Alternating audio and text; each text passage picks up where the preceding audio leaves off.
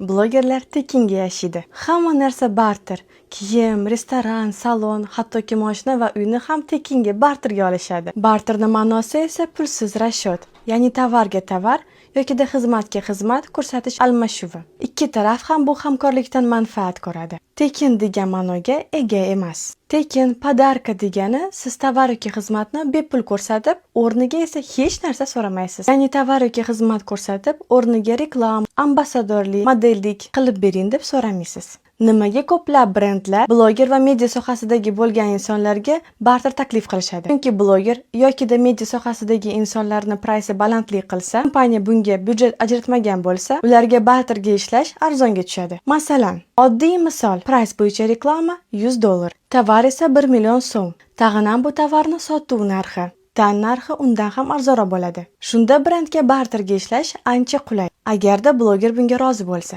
Endi nimaga hamma bloger ham barterga ishlamaydi? Masalan, reklama $100, tovar narxi esa 100 ming. Ya'ni reklama narxidan tovar narxi ancha past va bloger bu hamkorlikdan kerakli manfaat ko'rmaydi. Yokida tovar narxi $100, hattoki $200 bo'lsa ham olmasligi mumkin. Chunki balki blogerga u tovar qiziq emas va uni reklamasiga to'lov kerak. Chunki reklama bu uni ishi. Undan keyin axvat oshib, tovar ommalashishi, foyda keltirish darajasiga ko'tarilishi oson va bir kunda bo'lmagan. Bu kunga o'zini tinimsiz harakati orqali erishgan. Tekinga esa qush ham inidan chiqmaydi. Barter demak tekinga keldi degan narsani yo'qoting. Iltimos, bir-birimizni mehnatimizni qadrlab, tekinga tenglashtirmaylik.